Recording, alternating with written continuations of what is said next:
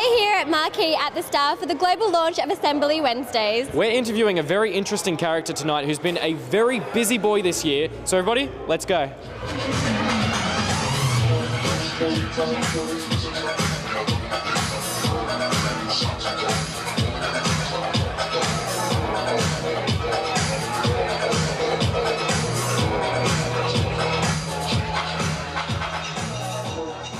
Special guest tonight has been very busy this year. He's headlined some of Australia's top festivals, including Splendour in the Grass, Stereo Sonic, Groove in the Moo. He's also toured with Digitalism, played at the Sydney Mardi Gras, and has his very own global House of Beni parties. But we've stolen him away for just a few minutes to get to know him a little bit better. Benny, thank you so much for joining us here.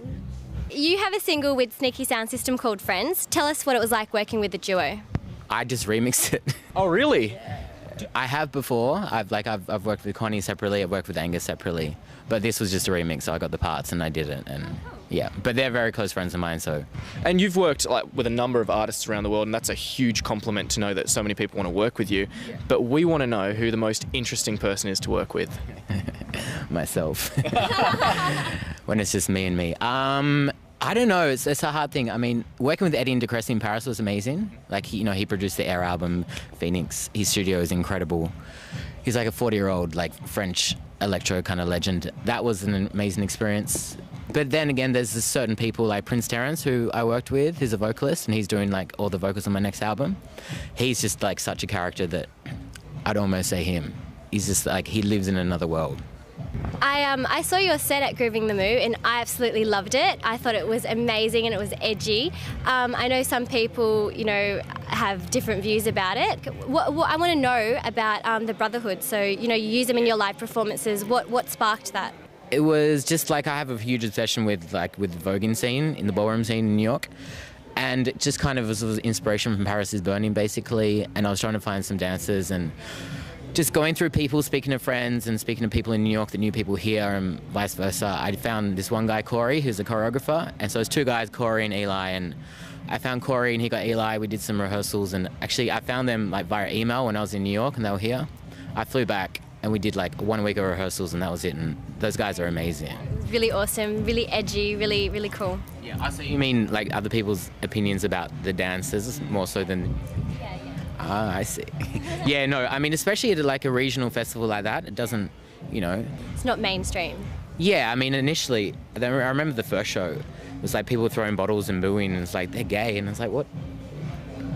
It's what do you do for that? You're we're here to play. I threw a water ball on stage, and then Corey got up and grabbed his leg and did his splits, and then kicked the water ball into the stage, and everyone's like, ah.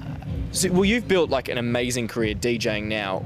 Yes. Tell us, is this everything you expected from when you were young and starting out? I don't know. I just always did what I did. I don't know if I really expected so much. It's it's for fun, and it's I don't know. Everything's a surprise. Nothing's ever what you really expect. I was going to say, how did you get into it? What was your start? It was the first time I saw the Avalanches play live, and Dexter was DJing with them. And when I saw that, I was just blown away, and it was amazing. So the next day, me and my brother bought some turntables and a mixer, and then I was just a dorky kid, so I was just sit at home and just DJ all day and not go to school, and then basically, escalated from there, yeah. And now I'm not a dork anymore.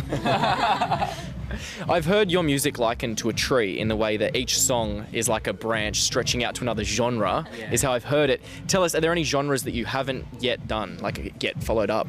Man, there's so many genres that, Anything you're hoping to do? Anything that you want to try but you don't know yet what to do about it? I mean, I would love to produce rap. That's what I really would want to do.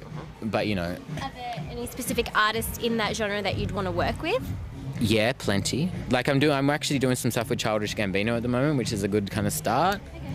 Okay. But I'd love to work with Drake. I'd love to work with A$AP Rocky. A lot of dead people. Biggie, But there's plenty. But that's the long-term plan. And you've been travelling the world, I know, and I'm sure you've had some amazing experiences. Is there any in particular that really excite you, that stand out? I spent the first 5 months this year in America, and I was based in LA.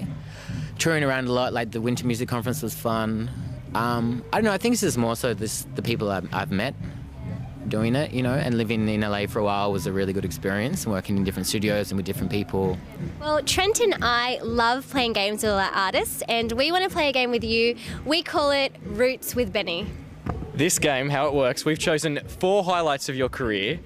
We're going to say them to you, and we want, in the smallest amount of sentences possible, you to explain the roots or the origins of that story. Kind of roots, okay. That's exactly what we were going for. Yeah, I thought so. Okay. So the first one we have, I think, is it Chandelier? Yes. Tell us a little bit about her, him. Oh, okay, a character. But anyway, so I was in LA, I was at a friend's birthday party, and I was with my other friend, and we were talking about going to the studio the next day, and we were talking about getting a vocalist, and then this guy walks up with a wig and with heels on. He's like, "Hi, I'm Sean." And I was like, "Do you sing?" He's like, "Yes." So the next day we got him in the studio, and he rocks up in this like big Chevy, like beaten to the fuck. And he just comes in the studio and sings and just starts speaking. And so actually the majority of the verses we use is just him like laughing and talking and speaking in between him singing. Our second one is Riots in Belgium. You know, I had a good time. I was working with Joel Dixon. We, you know, the music went really big, and that was fun. We got to tour Europe and America a few times, and then we both kind of just wanted to do different things, I think. What is our next one? New York? New York. Yeah. My favourite city in the world. Can you tell us any specific stories about New York? Like, what keeps you going back apart from the buzz of the city? What's the thing you go back for? Oh man, there's everything. I don't know if it's the fact that that every time I'm there is just that perfect amount of time, and I'm always working and always have good experiences. Got a great network there. Everything's just easy and available, and it's like, you know they say it's the city that never sleeps. It does sleep, but to a certain extent, you know, you can go have an amazing dinner at 4 a.m. You can do whatever you want.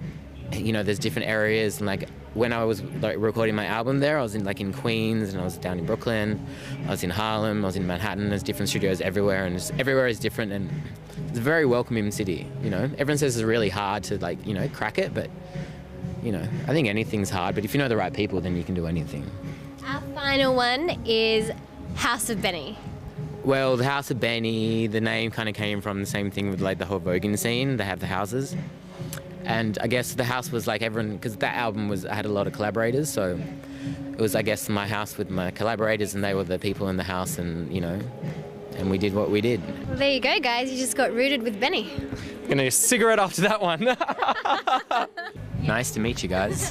Thank you so much, Beni, for chilling with us today. Guys, don't forget to check out his SoundCloud, listen to Beni, and his album, House of Beni. House of Beni is an amazing party where musical minds meet and create magic. Now, this is a house party you definitely want an invite to.